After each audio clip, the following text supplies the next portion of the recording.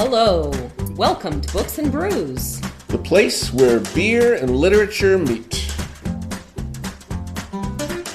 With your host, certified cicerone Michael Agnew. And Laura Mosica, author of the Bluebells Chronicles. Each month we invite a guest author to read their words and talk about writing while sipping beers specially paired with their work. Today's guest is Michael Zucker. So sit back, pop a cold one, and dive into some books and brews.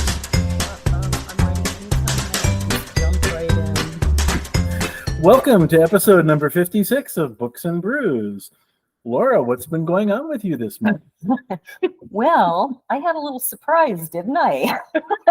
I was the one who originated the surprise. I had a very little, very fluffy, very white surprise. Those of our regular listeners will know that last month we got our sheep home for the first time. First time I've ever raised sheep. And so I discovered, much to my shame, that I was actually a little bit afraid of sheep. I'm like, oh no, who's the sheeple now?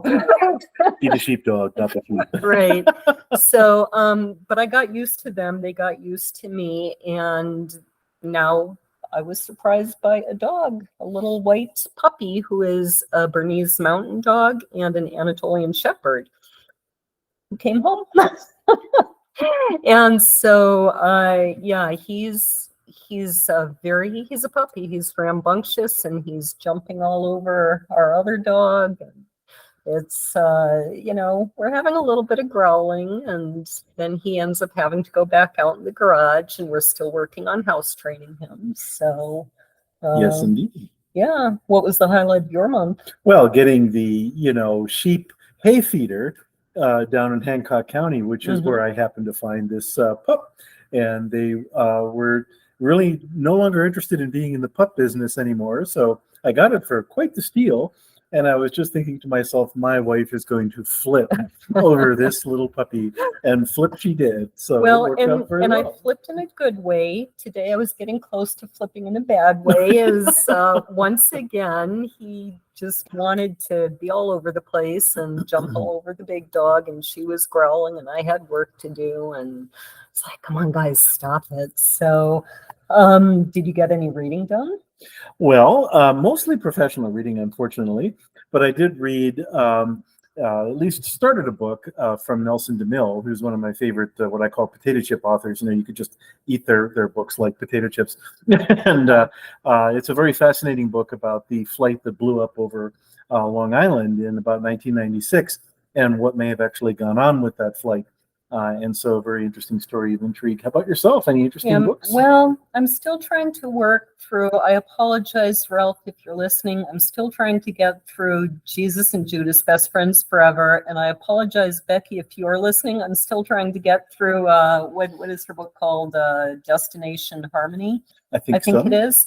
And then I don't know if I remembered a few months ago, I also read, talk about potato chip books. This is just a very fun, light read called Highland Laddie Gone, and it kind of appealed to me both because of the description on the back, which was about how, the problem finding the murderer is that everybody wanted the guy dead, everybody. But it also appealed to me because the title is kind of like from the same song as my titles. Mm-hmm. So not a lot of reading. So would you introduce our guest for us this month? Thought you'd never ask. No. I keep experimenting with different fonts, and no matter what I do, I have to get over my vanity and put on the readers here. So we have with us today M.B. Zucker. He has been interested in storytelling for as long as he can remember, and in fact has been writing about that long too, I bet, right? Yeah, I started writing, books in quotes when I was about 7 or so. Yeah. Most of those were about dinosaurs and things of that persuasion. Girls do. Yeah, it's speaking to the 7-year-old market quite well. It is. If you have those books, I think I have a couple grandsons who would like them. Actually, I did the same thing. I was writing from the time I was 8 or 9, putting them in the school library. So, do you go by MB or Michael? Normally, Michael MB is just kind of like an author. An author name. like a Okay. name, you know. So Michael devoted himself to historical fiction at 15, earned his BA at Occidental College and his JD at Case Western Reserve University School of Law. He lives in Virginia with his family. He is the author of 4 novels: The Eisenhower Chronicles, A Great Soldier in the Last Great War, Theodore Roosevelt, and The Hunt for the, how do you pronounce this, Liopleurodon? Yes, Liopleurodon. Okay, so I There we was go. pretty close. And the book that all the readings will be from tonight is called The Middle Generation, a novel of John Quincy Adams and the Monroe Doctrine. Among his honors is the Best Fictional Biography Award at the 2023 BookFest. And where was that BookFest? As far as I know, it was just online. Oh, I'm it's not aware of it being like in a physical, like an Okay. actual event. Okay, well, congratulations on that. So we are going to start with the first cocktail, and I'll tell you, watching the preparation for these cocktails was fun and very interesting. Well, Go ahead. the first cocktail, I was inspired in the reading by, the calling of John Quincy to the family honor, and the ambition and the integrity and honor and all of this. And I was thinking, what could I possibly do with these types of themes? And I thought, of course, of old Gimlet Eye, Brigadier General Smedley Butler, who was called Old Gimlet Eye because he actually did like gimlets, the cocktail I'm about to make. And at one point, he was fighting in Grenada with 104-degree fever with malaria, and all he had for 1 week on end was quinine water with gin and lime juice. So he ended up being called Old Gimlet Eye.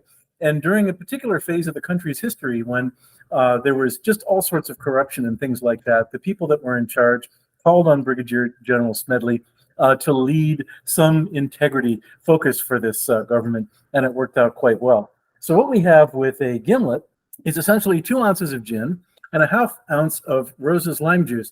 Now, Rose's lime juice is interesting. You might just think it's lime juice from the store. When they first created lime juice for consumption by Navy sailors, for example, British sailors known as limeys and all that, they typically would try to preserve limes with high amounts of alcohol, which didn't really lead to a lot of goodness. It wasn't very good for the lime flavor, and it didn't help really preserve it. So Rose's, a company at the time, ended up creating this Rose's lime juice, which did not use alcohol, but used more of a sugar cordial in order to preserve it. So we just shake this up and pour it into a martini glass. I feel like there should be an olive or something. Nothing of the sort. Not for the intense amounts of lime flavor and gin you're going to get with this.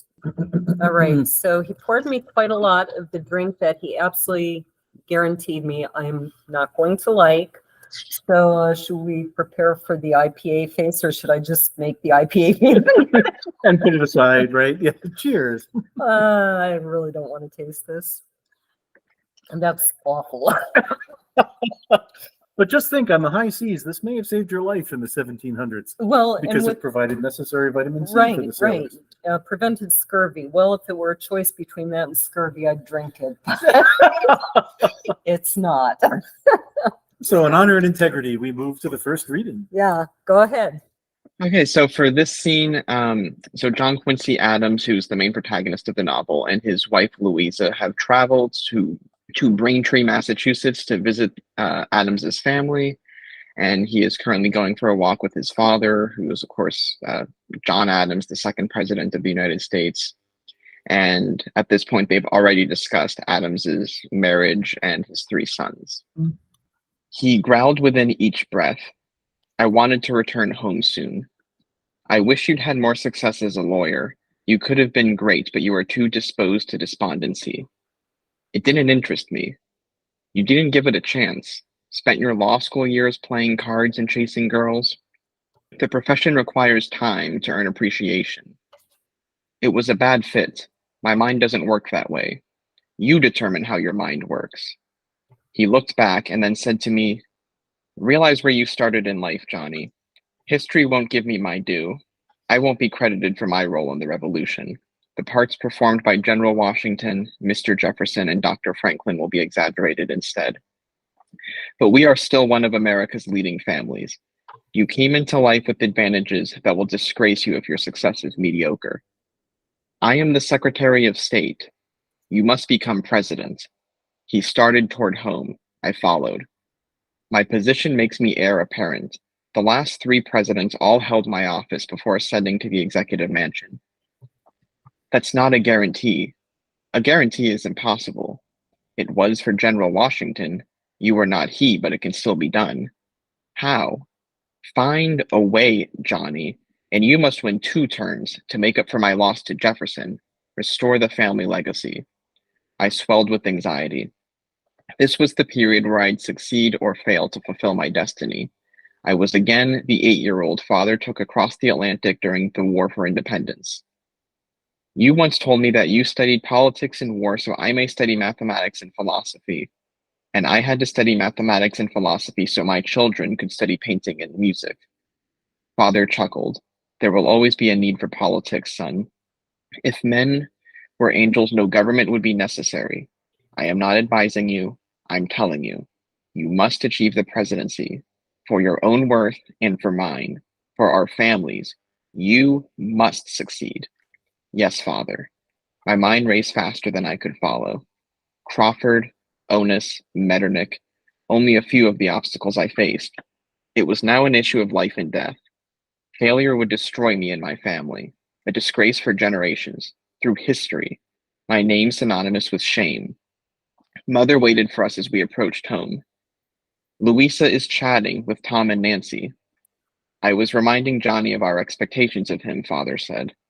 Yes, we shall have a 2-term president in this family. Father chuckled, embracing the joke at his expense. My anxiety doubled. Remember to not look back or shrink from your duty, however arduous or dangerous the task assigned you, Mother said. And never forget virtue. It's equally important. Purge any old world values you absorbed from your soul. Your great intellect counts for little if virtue, honor, and integrity aren't added to it. I'd much rather you found your grave in the ocean while returning from Europe than see you an immoral profligate or a graceless man. The highest goals that parents could have for their child, the heights of ambition and virtue. They wanted the impossible, yet I had no choice but to obey. The first and deepest of all my wishes, I said, is to give satisfaction to my parents. That's a powerful scene, and you really feel how much his parents were putting pressure on him. And I take it that we have reason to believe this is true to life, how John Adams treated his son, John Quincy Adams. Yes, a lot of, not the entire scene, but a number of the sort of major quotes are actual quotes from John and Abigail Adams, including Abigail Adams saying that if you are not as virtuous as a person can possibly be, then I'd rather you have just died in the ocean. Right. And that's, those are some hard words to say to your child. They make a point. They make the point very well, I guess. Can you tell our audience of, I think we're up to about 8.4 million listeners. Does that sound about right? It was 100,000 just in the last 24 hours. Yeah, we gained some. Tell them how we know so many details about John Quincy Adams' life. Well, the Adams family are, of course, the most famous family of the American founding. John and Abigail Adams being,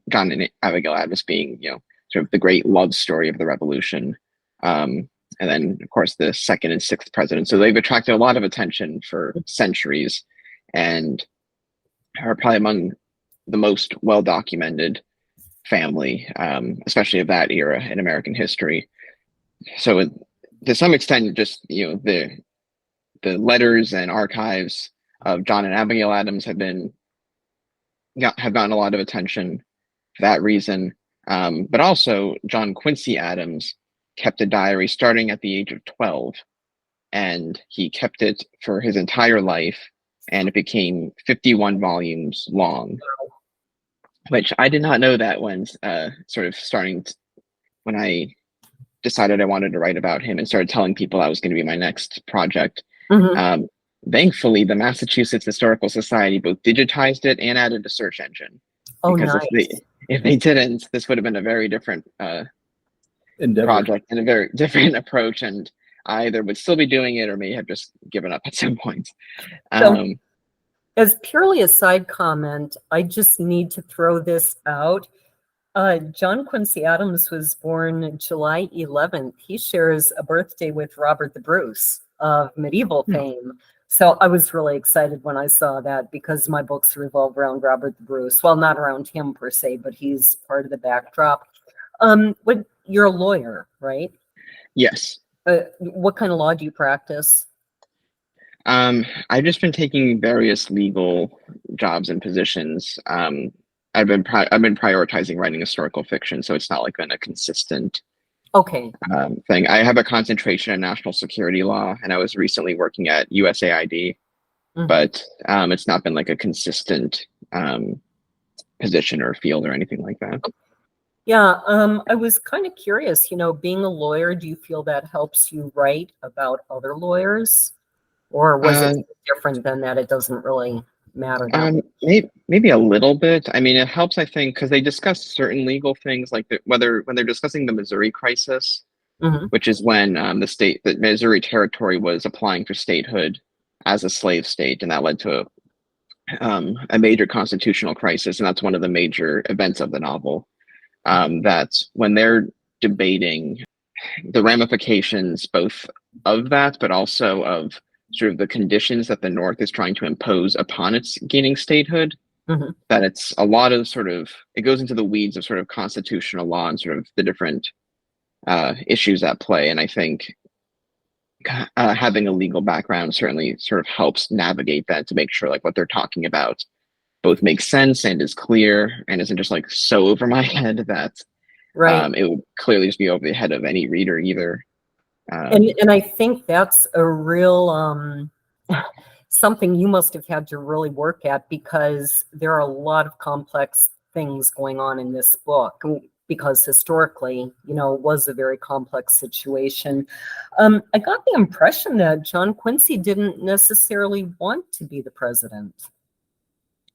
Yes, I think that almost became a centerpiece of the novel, especially as far as like his characterization and character arc goes, is that, I mean, obviously from that scene that I just read, that he's aware that his parents are putting a lot of pressure on him to become president, while remaining the most virtuous person possible. But I think he almost came off to me as unaware that like he didn't even want to be a politician or a diplomat or a lawyer or any of that. And his real interests were science and poetry. And there's a few times where he either is looking at the stars or talking about astronomy or something to that effect.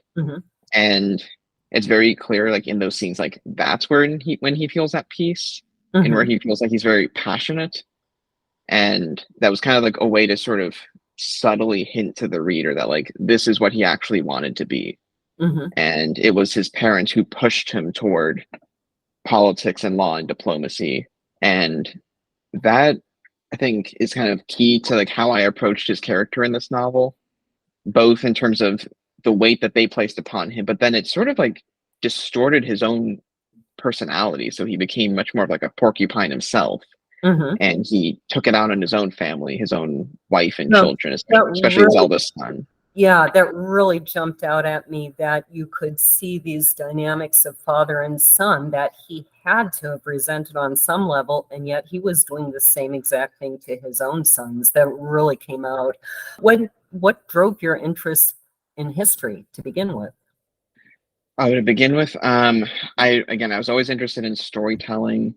I think when learning about, especially World War II, when I was about 15, I think just the drama of that, especially, I mean, I'm Jewish, so the threat that, Adolf Hitler and the Nazis posed really sort of stuck out at me, kind of as they always say, like in stories, that like your antagonist sets the stakes for the conflict and all of that. And historically speaking, that's, Hitler's kind of like the ultimate one. So that's where my initial interest in history was triggered. And then it went on to Eisenhower, starting with World War II and then his presidency, which is why my first novel as an adult was the Eisenhower Chronicles, and it just has sort of expanded throughout all of American history and a lot of European history too. Now, you wrote your first novels when you were 15 and 16, correct? 14 and 16. 14, that's right, even younger. Were they published when you were that young? Self-published. Well, if they're as well written as this, I think that's fine, because I think at one time being self-published, people would go, oh, you weren't good enough for real publisher. But I think that attitude has really, really changed in the last 12, 13 years, as more and more indie authors are doing very well with their sales and with making money. So I wouldn't say that like it's a bad thing. I mean, to me, it shows a lot of initiative, especially for a 14-year-old. So congratulations. So I'm going to try and make this sound like I'm speaking very just off the cuff, but I'm reading it because otherwise I'll forget what I was saying. A few months ago, we interviewed Dan Kunin, who wrote Presidential Spirits. And, it was just coincidence that you and he are both in the historical authors group on Facebook, and you both have these fascinating books on presidential history. And I was kind of struck by John Quincy Adams' thoughts, the similarity between his beliefs and the fictional president, Danny McFadden, in that John Quincy Adams' vision in this book is to have a country where every human soul can be elevated. And in Presidential Spirits, Danny McFadden, he speaks of an America free of partisanship. And that idea comes out in your book over and over, that John Quincy Adams envisions this beautiful, unified country without partisanship. Do you think that's possible? Well, obviously, so in my novel, we're seeing his time as Secretary of State. So that means we're in President Monroe's administration, and that's sort of known to history as the era of good feelings. Mm-hmm. And that's sort of where this conversation starts from, is that Monroe in the opening scene, one of the things that he says is that, since the Federalist Party of Alexander Hamilton and John Adams, the father, is largely disintegrating at this point, mm-hmm. that he has the opportunity to sort of forge the United States into a nonpartisan republic. And John Quincy Adams, obviously, if that is possible, would love to help build that. I think I would imagine that not just the United States, but almost any country that's more democratic in nature mm-hmm. is going to have so many conflicting factions that it's going to order itself into some sort of partisan system. Mm-hmm. And part of the novel is sort of, as the different major political figures are all trying to succeed Monroe, kind of seeing how those rival priorities cluster into different groups. Yeah. And it's by the end of the novel, you're seeing the birth of the second party system, which just kind of begins with Adams versus Andrew Jackson. So I doubt like a purely nonpartisan country is possible, but I mean, throughout history, whether it's Washington or Eisenhower or Monroe, there's certainly been an interest in it, or at the very least sort of moderating politics as much as possible. I have to ask one last question before we go to drink number 2. You mentioned the inventions in Jefferson's office. Were these things that Jefferson invented? Assuming? Yes. I have to look at the book to remind myself more specifically what they were, but I think... Okay. Shoot, I'll have to go look that up. So we are ready for cocktail number 2. And thinking about this reading, the interesting aspects of it were all of the intrigue, the international aspects, but even the simplicity of the cracker crumbs, and all of this coming together. So I'm thinking, if I'm going to have a drink from this era, what could it possibly be? And I had to go to the quintessential revolutionary era cocktail. George Washington was reputed to have drunk many of these over the years, which is a hot ale flip.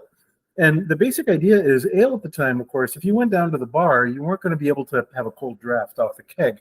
Ale was basically served at best at room temperature, and it wasn't necessarily very tasty that way. So they would heat it, mix it with rum, eggs, spices, sugar, and things like that, and, create kind of a frothy mix. And at first, they would use a hot poker from the fireplace in order to heat it up. Eventually, they would have a so-called ale warmer, which was essentially a tin or copper pot that they would bring it together.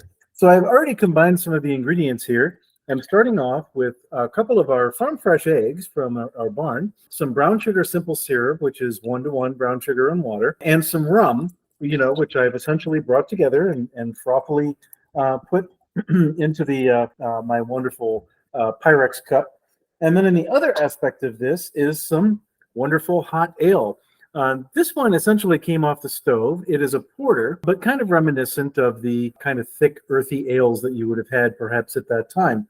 So now what I get to do is mix them slowly together because I don't want to cook the egg with the hot ale. So I'm going to be just kind of slowly doing this, and Laura is taking this on camera, so you will be able to see this exercise. And I just for visual effect and historical impact, I do have a hot poker going in the fireplace behind me, which I will put into this wonderful mix once I'm finished putting it together. Alrighty, we have our hot ale flip ready to go. I'll put the my mixer aside without trying to knock it all over the place. 1 second. And we're going to go in with a wonderful red hot poker from the fireplace, which is actually fairly warm in my hand. And I will bring this up so you can see a little bit of steam coming off of the cocktail as we are finishing heating the ale and continuing to make it frothy. And we'll put this over here so we don't burn ourselves. And basically what you do is kind of pour it back and forth in order to try to get some frothiness out of the egg before you finally serve it. So I'll just do this a couple of times. And then we have our Revolutionary era, official ceramic mugs here, which we will pour it in. Here you go, Laura. All right. And the last little thing we need to do with this, we need to put a little bit of nutmeg onto the top because spices end up being important as well. So here we have our Revolutionary era hot ale flip ready to go as we're discussing international affairs in reading number 2. Oh wow, that's pretty good. Isn't that neat? That's got a really interesting flavor. And as our longtime listeners know, I'm usually not a huge fan of beer, but this is beer and eggs and nutmeg. Rum and nutmeg and brown sugar. So because today's ales are sometimes a little earthier than the ales they had back in the Revolutionary time, if you're going to mix one these days, you might put a little bit more brown sugar in it. But this one I think worked out well. Yeah, this is really nice. I would highly recommend anyone try this while reading Cheers indeed. While reading Michael's book. Get into the spirit. We're ready for reading number 2. Okay, thank you. So this scene introduces the novel's main conflict, which is the Holy Alliance's hostility towards South American independence. The Holy Alliance was formed of Prussia, which is sort of a large German state, Austria, and Russia. And they promoted monarchy at republicanism's expense, republicanism being basically self-government, in order to try to keep the peace in Europe after Napoleon was defeated. And then in this scene specifically, Adams had just met with the Russian minister, who is sort of known as the Baron, and he's now meeting with one of his own assistants.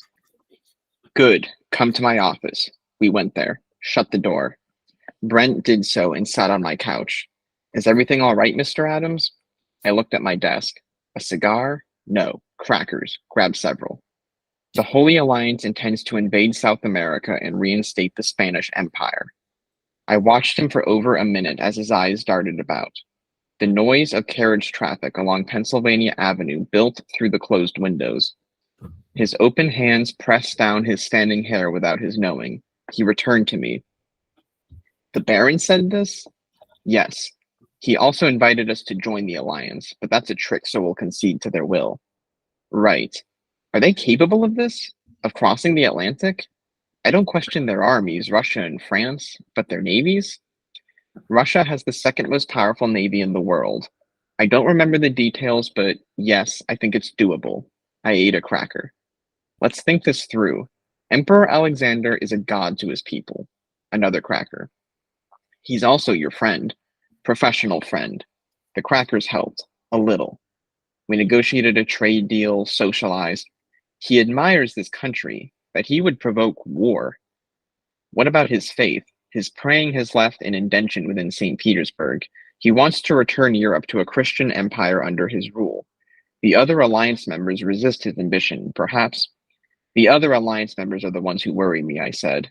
Alexander is the muscle, and Prince Metternich is the brain. I crushed my crackers as his name left my lips.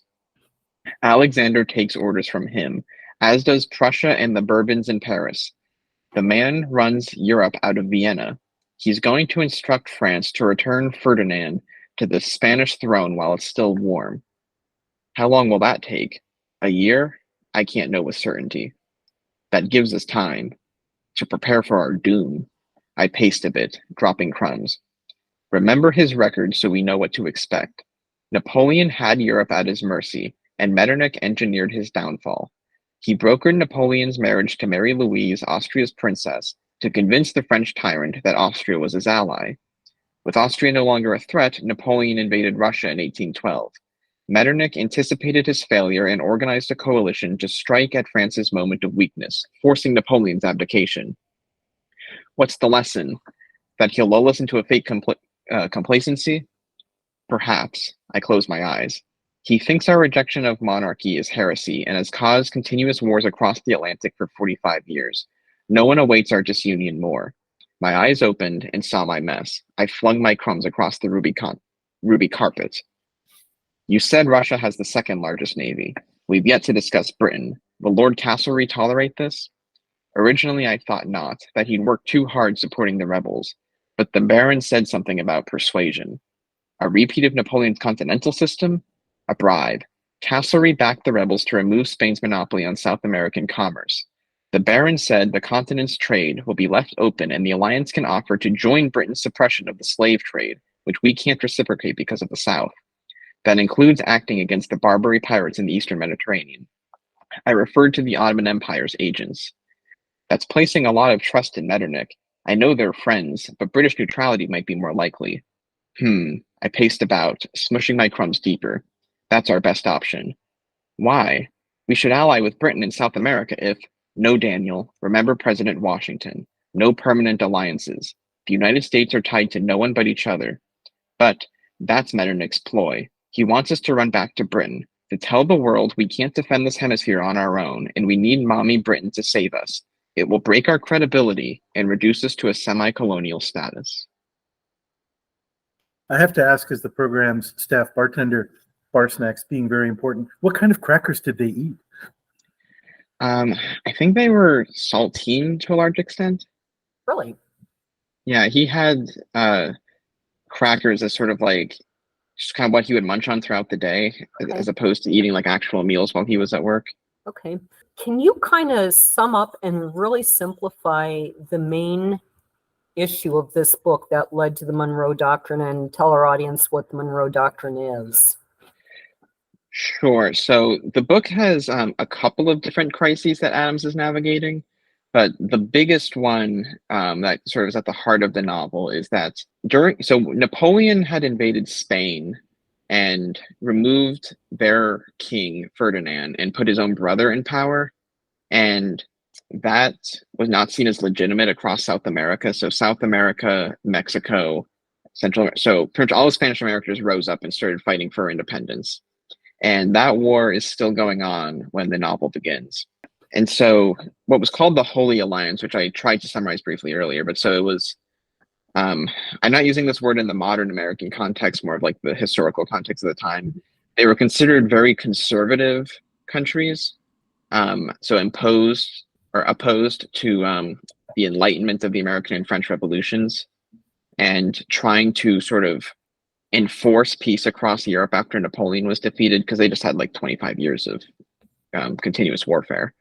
And so those countries, which again were Austria, Prussia, and Russia, are trying to keep the peace in Europe, and they see South America as that South American independence is going to trigger more conflicts in Europe, the way the American Revolution inspired the French Revolution. So they're threatening to reimpose the Spanish Empire on South America.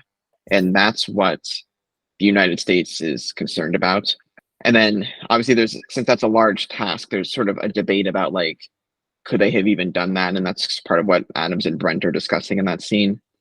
I'm not sure there's a really clear answer either way, but the way that I interpreted it, and that from his diary, I think Adams interpreted it, was that this was almost less about a real intention to do it than to try to get the United States and Britain to make a joint statement against it.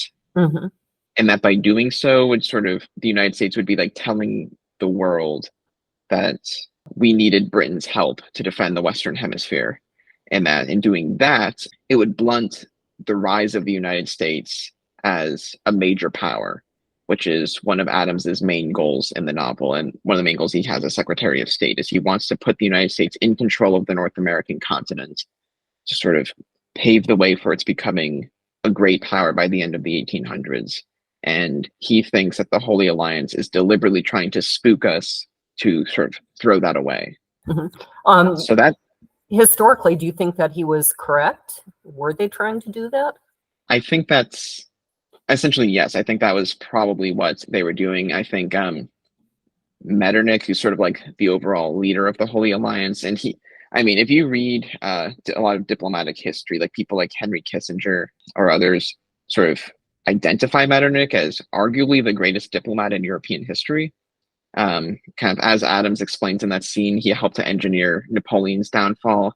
And then he forged something called the Congress of Vienna and the Concert of Europe, which was sort of a balance of power between the major powers in Europe after Napoleon's defeat, which helped to avoid sort of a war of that size again for basically 100 years until World War I broke out. Mm-hmm. That's amazing. I just read a figure today that in our, how long have we been a country? 250 years or so, plus or minus, yeah. Plus or minus, that we have been involved in wars 92% of that time. So for anyone to go 100 years without a war, that is phenomenal. Right. So that's sort of who Adams is going up against. Metternich never like officially appears because it's a first-person novel, and Metternich is in Europe, so he never like makes a physical appearance in the novel, but like he is the opponent that Adams is primarily grappling with throughout the novel, and they're in sort of a diplomatic chess match to determine the fate of the Western Hemisphere. And I was not really aware of this event before starting to research Adams, and when I discovered it, it seemed so interesting that I wanted to write a novel about it. And where the Monroe Doctrine comes in is it's almost the winning chess move that Adams uses to win that battle with Metternich. The Monroe Doctrine, put simply, is trying to separate the two hemispheres. It's saying that the United States will no longer tolerate European colonization of the Western Hemisphere, and in exchange, the United States will not involve itself in European affairs. And this is kind of giving away the ending, but the idea is that by making this announcement separate from Britain, but still aligning with British interests, that we could both not be seen as directly relying on Britain, but still getting British support. Yeah. And the scene where that happens is very fascinating. And I want to talk about that in the next segment, but we need to make sure we move on to cocktail number 3. The interesting thing I found about this particular scene was, the discussion of slavery. And so it made me really wonder, what was drinking in a slave's time, or even slightly after, or whatever, what kind of beverages might they have made, and how did ex-slaves happen to participate in American culture after the Civil War. And I found something very interesting, that a lot of the original bartenders and mixologists were actually ex-slaves. And they invented many of our kind of seminal drinks that we would drink today. And one of them is reputed to have been invented by an ex-slave was a mint julep. And I thought, quintessential Southern cocktail, quintessential, kind of slavery associated, wonderful, cocktail. Not that slavery was wonderful, but that, the thing that we might celebrate today is the cocktail. So I happen to have some mint leaves, which I will add just a little bit of simple syrup to in order to muddle them. So we have a little bit of muddling going on. That releases some of the mint oils that we have. We would then, one of the keys with this is using crushed ice. You kind of pack the glass with the crushed ice. Forgive my pen lid from the hot ale flip. Then we are going to use some bourbon for the, let's say the Kentucky Derby kind of orientation we think of the mint julep. We will put a couple of ounces over that wonderful crushed ice. We will then create a bit of a crushed ice dome on top of the glass. Sprinkle a little bit of Angostura bitters, just to kind of give it a little bit of a flavor contrast. And then, kind of my favorite part here, we will take a mint sprig. And part of the idea is you might just see in a regular bar that they'll just throw the mint in there. But one of the secrets to this is you take the mint, you slap it against your wrist in order to release the mint oils, and you put it on top of this wonderful cocktail. And I will make mine while Laura samples it, just to tell us how this mint julep from the era of slavery might actually taste.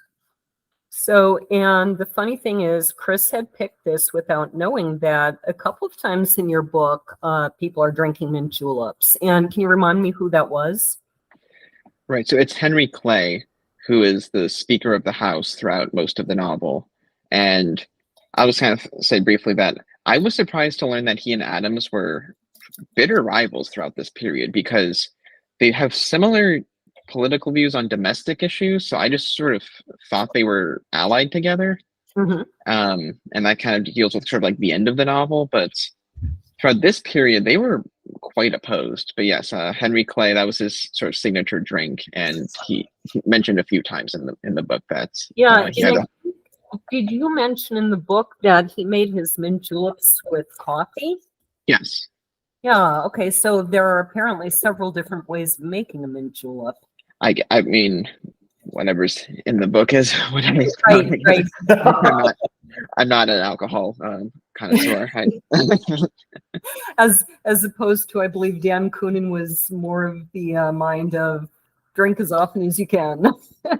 Right. And exactly. He has a fascinating book in addition to, on his research library shelf, he has several books written entirely on the subject of what the various presidents of the United States like to drink and cocktails. So I thought that was interesting. And as to whether I like this, I'm kind of torn down the middle. I think on a really hot day, I might like it. Deep in the South on a really hot day, I can't imagine. Yeah. Maybe you want to try this one because I managed to mix it up a little bit more. Okay. I think maybe I like mine a little bit better. Oh, okay.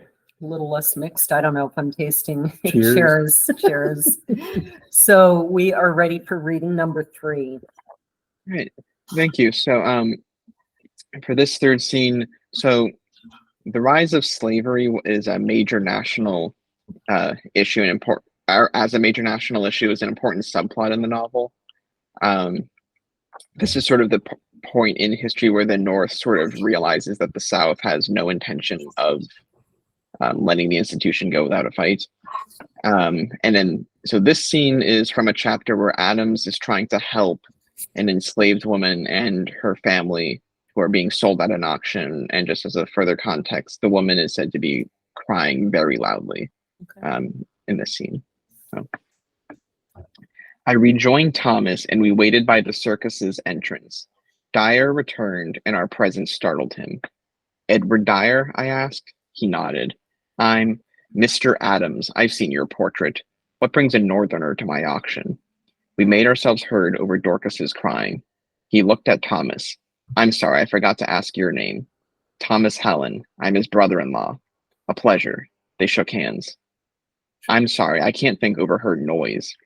Let's step outside, I said. They followed. Is that better? Dyer nodded. Where was... yeah. Why's a northerner at my auction? You want to purchase her? Something like that. Your reputation goes a different way. Has anyone procured her? Not officially. Meaning what?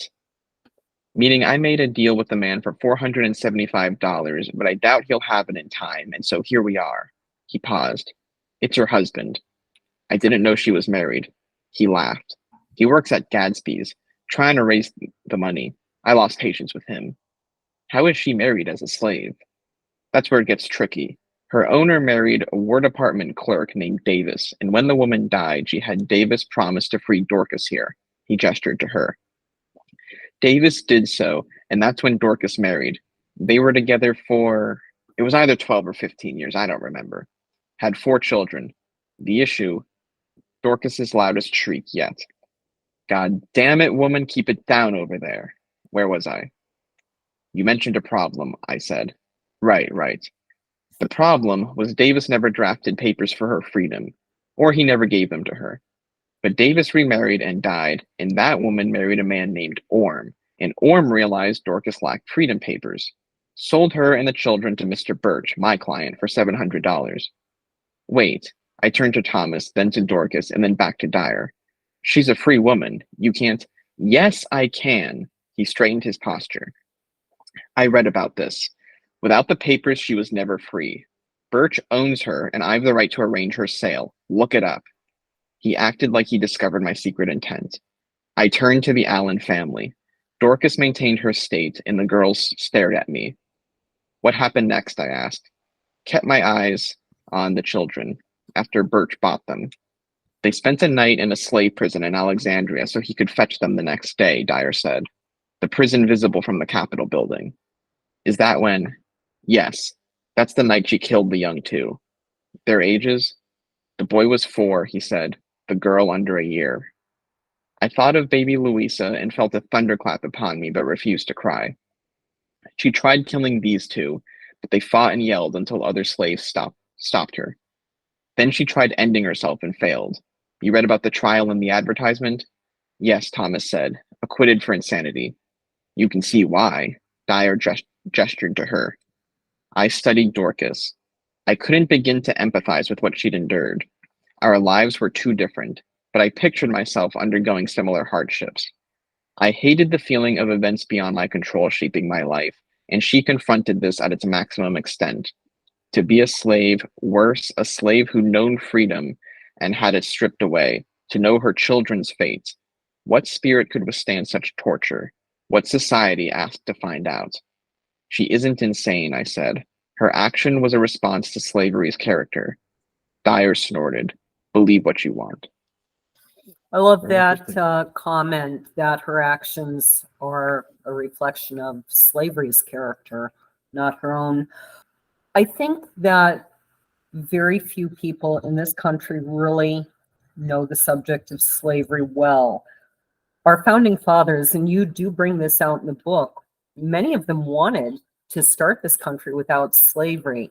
And there were reasons. They tried to lay groundwork so that future people could use the groundwork they laid, but they didn't feel that they could end it as they started the new country. Can you explain why?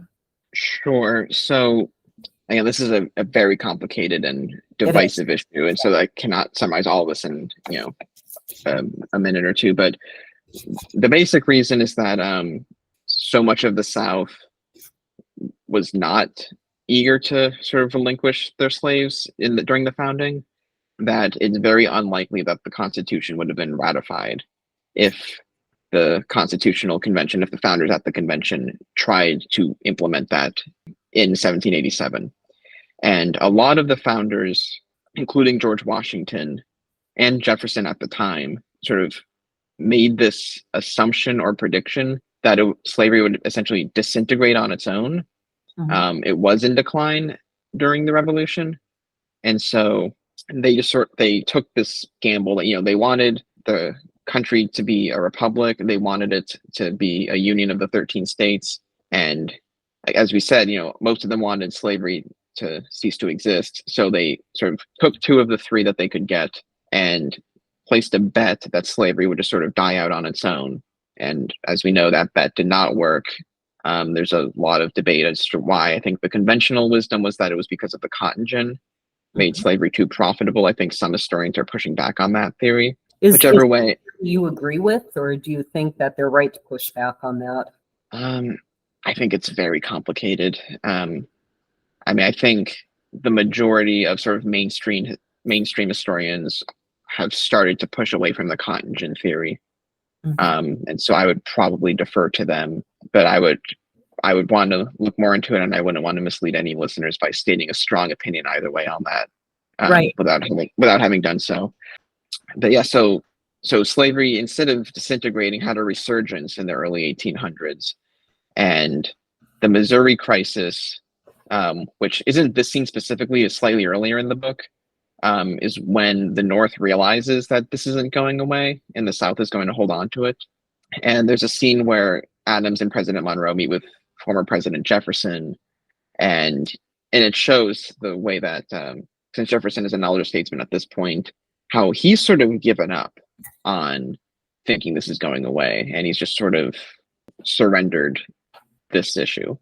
And so I think it just kind of tries to show the nuances of how the country is grappling with this at this point. Right. And one of the things I really liked about your book was just the complexity of issues, of characters, and so on that it brought out. And this is not a potato chip book. This is not Chris's light, easy reading. It's more like your professional reading, except that I shouldn't say that because that makes it sound like it's dry, and it's not. You've novelized it, you've brought them to life. And I think it's a hard read in some ways, but I think it's worth it. And I hope people will read it and get a feel for how then nothing was simple. And it's not simple today either. And I like the way that you brought out, for instance, John Quincy Adams. I think it's Clay. There's probably several people that he just really hates. And his internal thought is, they're awful and they're not sincere and they're not really doing this because they believe it. They're just doing it to get me out of power. And then once or twice, maybe more than that, you start to see him go, wait, I think he might actually be genuine. Maybe we really do both want what's best for the country. And I thought that's so important. People today need to hear that. That we can't just be calling each other names because we think that the other person is lying or insincere. I mean, some people are, but, sometimes we think they are and they're not. So I think your book has a great message. I wanted to talk about one other thing before we run out of time, which I'm looking at the clock, we're very quickly doing. Going back to what I said I wanted to talk about in this segment, how John Quincy Adams came up with the Monroe Doctrine. In your book, and I'm assuming this is historical because of his diaries and all, is he goes back to Braintree to talk to his father and says, I've lost to Metternich. And his dad's like, no, you haven't. You're not coming in the house. And it's snowy and it's cold. And he's made this long trip by steamer ship, I think. And after a while, I don't know, I think his dad opens the door. Do you have a solution yet? No. Well, it's going to be a long night. And it's harsh, it's like, who does that to your kid, let alone your adult child? And then we talked a little bit about, the cost to John Quincy Adams himself and later to his children of all that he did for America. And yet in the end, he did a lot to build up this country. Where do you see the balance in that? And are you a parent yourself? So that's complicated. So I don't know if I'm supposed to say this, but I will. My wife just finished her first trimester with our first child. Congratulations. Thank you. So we have a baby girl who's due on May 5th. Oh, wonderful. Can I ask her to hold out to May 10th and then she'll share a birthday with my first son? Sure. That's actually my wife's birthday is May 10th. Oh, is it really? Oh, very cool. Yeah. That would be neat.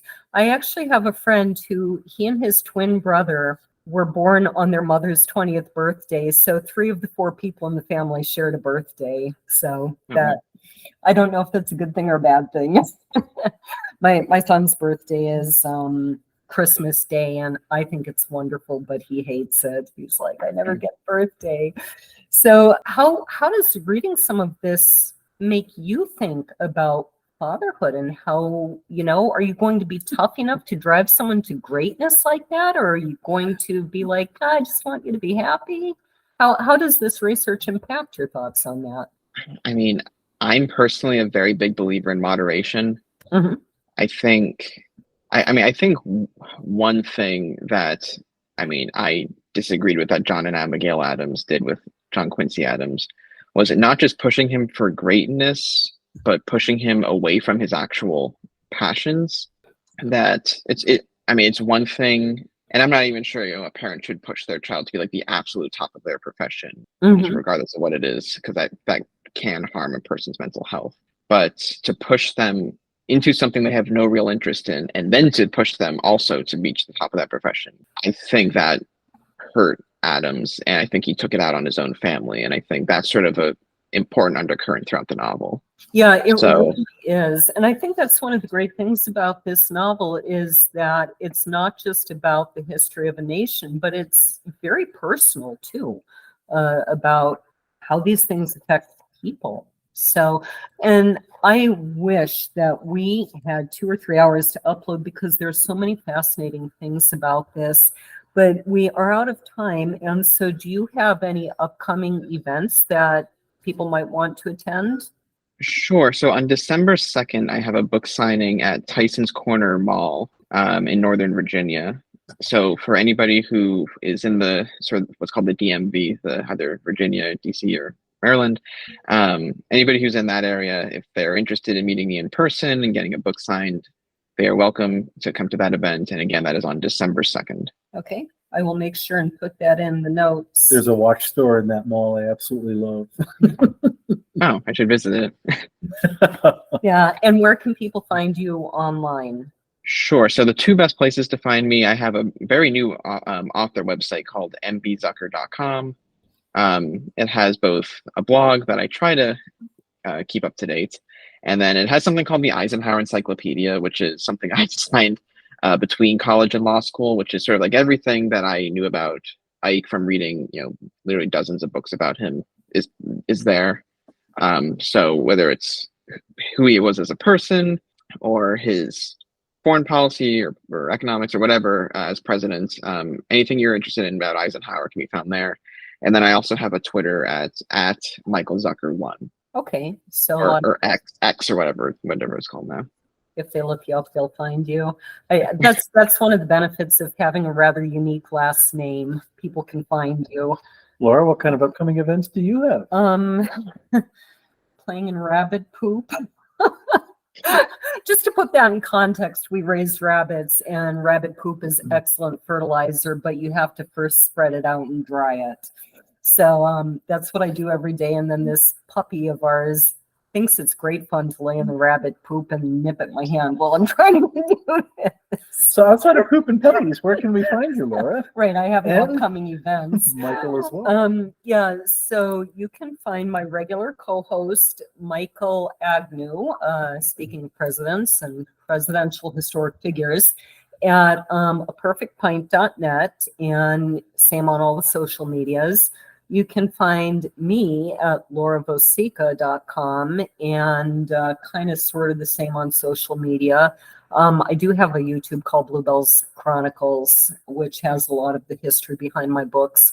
You can find Michael and I at booksandbrews.net or at our YouTube site, which is the @books. I think it's spelled out Books and Brews, but if you type it in, you'll find it. And I think that covers all the social media. Who's our guest next month, Laura? So our guest next month is coming to us from Scotland. So Michael is almost my neighbor, being just over the state line in Virginia. Well, I think you're farther away than that. Do you want to text him and tell him I can't answer right now? Our son is calling. Yeah. So next month from Scotland, we are going to have Wendy H. Jones. She grew up in Dundee in Scotland. She spent more than 20 years as a nurse in the Royal Navy and the Army and traveling the world, particularly in the Middle East. Wendy has returned to Dundee, where she writes 4 series of novels, and I'm not sure if 3 or all 4 of those series are various aspects of detectives and crime. And so her D.I. Shona Mackenzie mysteries are police procedurals where the story is told from both the point of the police and the killer. Wendy keeps very busy. She is the president of the Scottish Association of Writers. She runs 2 writing groups in Scotland. She hosts the Writing and Marketing Show podcast, and she is a public speaker and marketing coach. So that's who we'll be hearing from next month. So thank you very much for being our guest. Cheers indeed. Thank you. Cheers. Thank you for having me. Bye.